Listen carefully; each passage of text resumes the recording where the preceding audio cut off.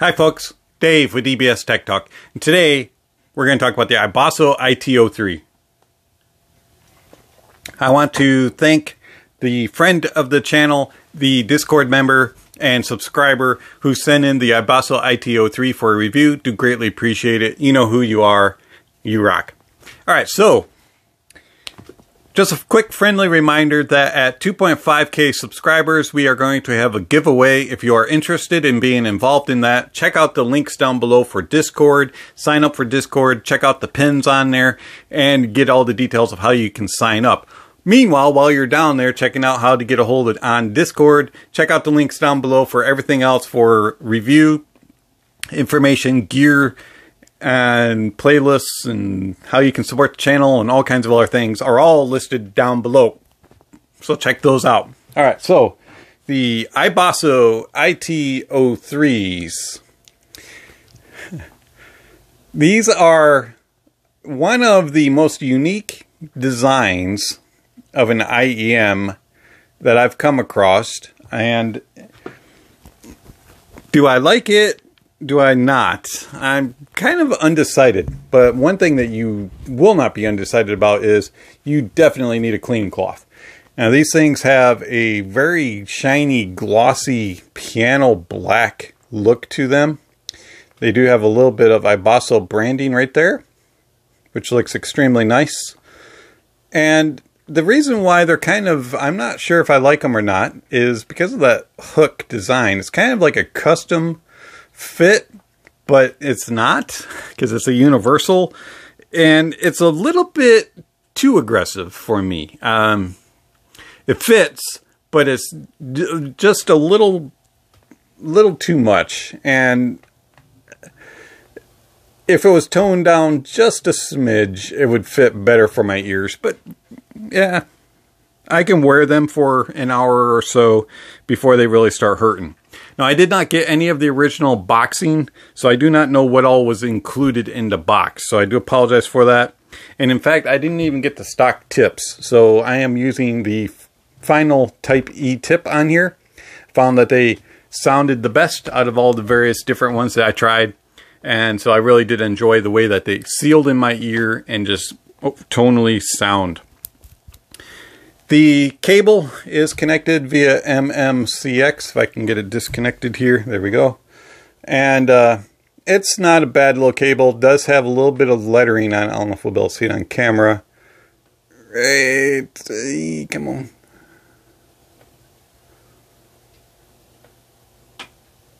Anyways, there's a little R on the right and 3 dots on the left, so that you'll know which is which. They do snap right into place fairly easily. They're hard to do on camera. The cable itself is not my favorite. It's prone to kind of tangling and twisting. It's a little bit thin and light, but it's not bad. It's an okay cable. But for the price tag of $200 that these IEMs are going for, I would have wished that iBasso would have gone with something a little bit nicer, especially considering that the iBasso IT01s come with this extremely nice cable. So anyways, the iBasso IT03s, build-wise, comfort-wise, it's okay. I'd give it about a 7 out of 10. As far as isolation of outside noises, they do a pretty good job. I found that they did about average as far as isolation of outside noises.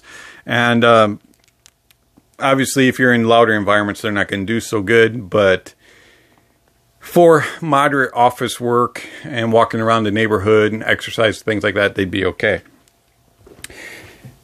How do they sound? Sound-wise, they have a kind of a lopsided U.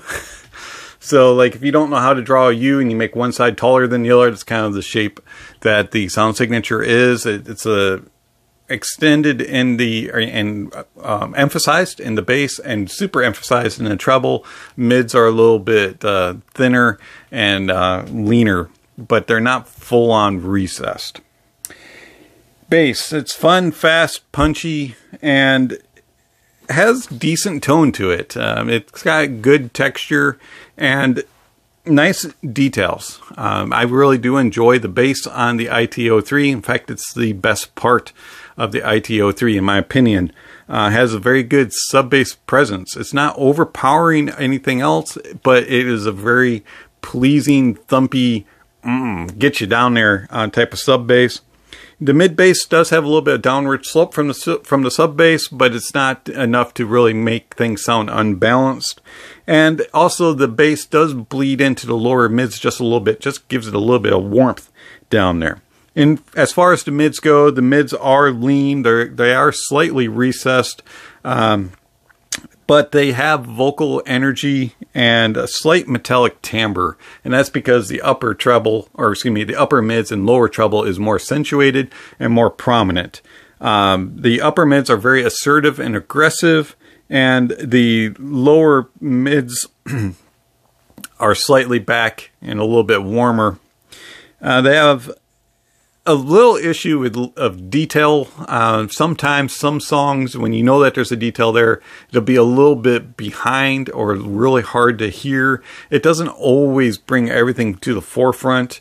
You kind of have to hunt and peck a little bit for details in the vocal ranges. Doesn't always sound real breathy when it comes to vocals, things like that. Pianos, you can't always hear all of the keystrokes as far as like the movement and things like that of the piano.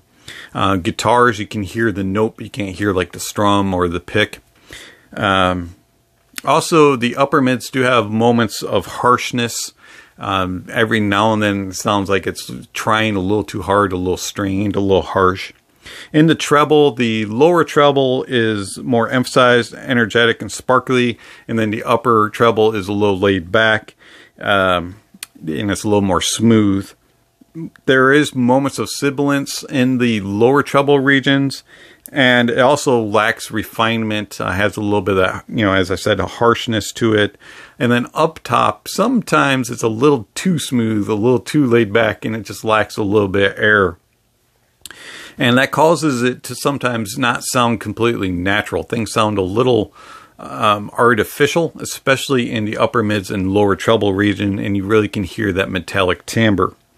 Soundstage wise, it's about above average width, but about average depth and layering. It's not the best in depth and layering, but you do get a little bit of in there. Has decent isolation and separation of instruments, and then everything is kind of in front of you on the soundstage. Not a whole lot of that depth and layering, so you can't really look into the soundstage and pick rows and seats. You can kind of just know it's on the right side, it's in the middle, it's in the left. But things do smoothly travel across. You don't have gaps. It's not right, center, left. It is transitioning well. It's just not very deep. In comparison to the sibling, the IT03 and the IT01, excuse me, the IT01, if I can get it up here, is a little bit more V-shaped. So it's a little bit more on the